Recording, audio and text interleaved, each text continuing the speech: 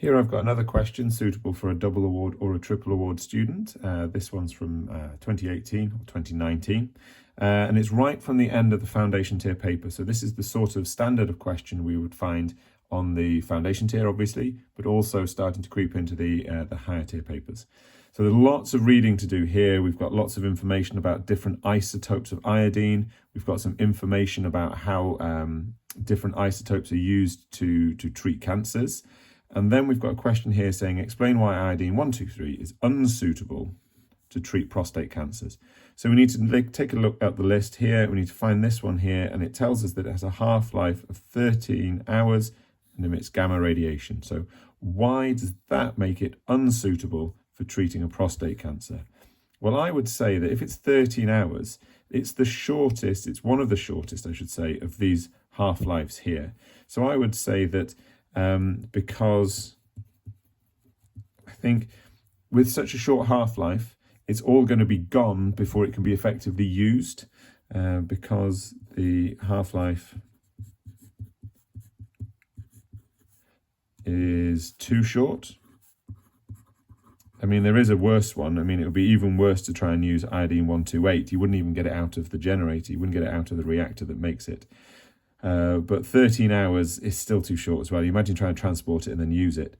Because the half-life is too short, what would I say? It will decay away too quickly to be useful.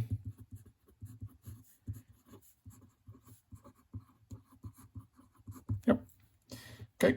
And my next question is, explain why iodine 123 is more suitable. So I'm just going to have a crack at this. It's probably going to be the opposite, isn't it? So let's have a quick look. 131 has a half-life of 8 days and emits beta and gamma. So what can we say here? So half-life, I would say, is long enough. That's the important word, I reckon, to make it useful. Useful, can't even spell anymore. As it will decay away slower, I suppose. But that's only 1 point, so what else can we be talking about here? Well, we've got this extra information, isn't it? The idea that it emits beta and gamma. I'd say that perhaps it's the best one because, I don't know, perhaps we could say that the combination of beta and gamma, something to do with their penetrating power, so are penetrating of the body, so they'll travel through your skin and stuff. If this was an alpha source, you'd actually have to put it inside the body, and that might not be safe for other reasons.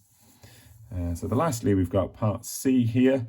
We're going to have to do a little bit of maths here. So patients are told that they will still set off radiation detectors until the activity has dropped to 1,000th. So that's 1 over 1,000 of its initial value. The patients are told that this will occur 80 days after treatment. Explain with the aid of calculations whether 80 days is long enough, right? So we're going to have to do a little bit of maths here. So let's have a quick look back at the list here. So 131 has a half-life of 8 days. You need to remember that that means that the amount of material, the amount of radiation will have dropped by a half every 8 days. So 80 days is 10 half-lives, right? So if one half-life is 8 days, so I've got 10 of those, that's going to be 80 days. Okay, so 10 half-lives is 80 days. So let's do that, I suppose. So that's going to be, so after one half-life, it will be 50%. Then it will be 25%. Then it will be 12.5%. And then you just keep going. And eventually you reach the idea that once you've done 10 of these, you get to 1 over 1,024, right? Now that is a smaller than that. Okay, so I'll slide that up. So this is smaller than that. So this eventual fraction, once you keep going with this, you eventually reach 1 over 1,024 after 10 of these, which is lower than 1 over 1,000 from the question up here, okay? So you just need to play your arithmetic progression. You just work through the numbers until you get to the end. All right, hope you've liked that one. Bye for now.